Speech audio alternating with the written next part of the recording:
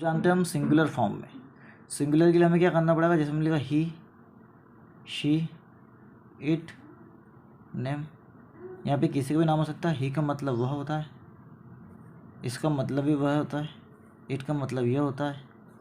नाम में किसी का भी नाम लिख लीजिए, माता पिता या किसी दोस्त का नाम मैं लिख देता हूँ, सोहन,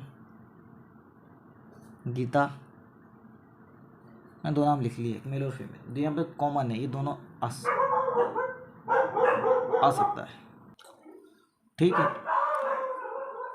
अभी जो ही है वो आता मेल के लिए, अभी आता है फीमेल के लिए, जैसा कि हम समझ पा रहे हैं। और इट के लिए आता है, ये आता है एनिमल के लिए,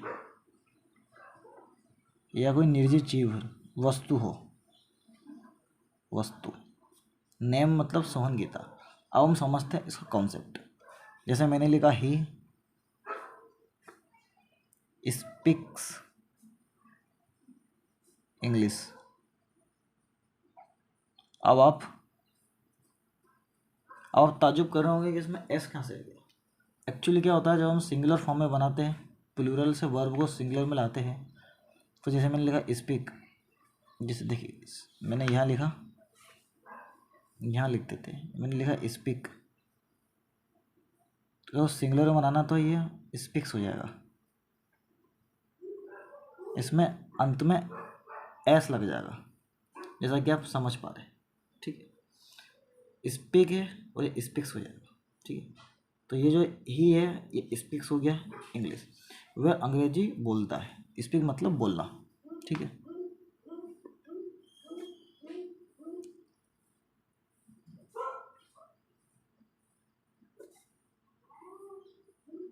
वह अंग्रेजी बोलता है। ठीक है, अब इसका हम नेगेटिव फॉर्म में देखते हैं कैसे बनता है। He does not speak English.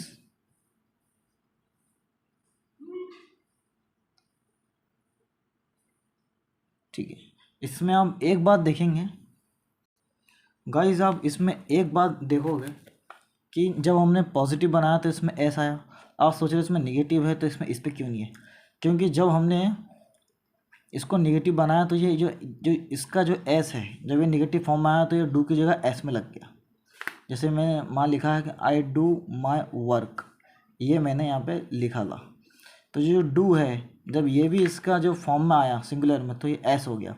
तो he does not speak English, तो इसका जो एस है वो हट के यहाँ आ जाएगा और स्पीक यहाँ आ जाएगा।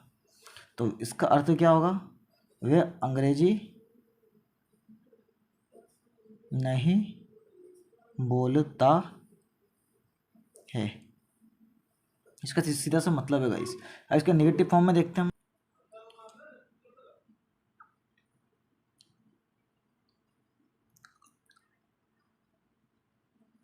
Does he speak English.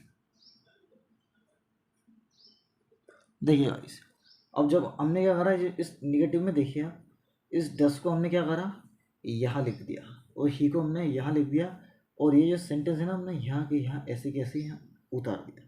जैसे क्या देखा रहे स्पीक इंग्लिश, तो यहाँ हमने लिखा स्पीक इंग्लिश, और डस की जगह यहाँ पे करा, ही की जगह ही, क्योंकि डस यहाँ आ गया तो सीधी सी बात है यहाँ पे एस नहीं आएगा, सिर्फ एस आएगा पॉजिटिव में। ये थोड़ा डीप वाला कॉन्सेप्ट है, आपको समझ पड़ा। यहाँ कॉमा आएगा, यहाँ पे फुल स्टॉप नहीं आएगा, यहाँ पे कॉमा आएगा। तो इसका मतलब क्या हुआ है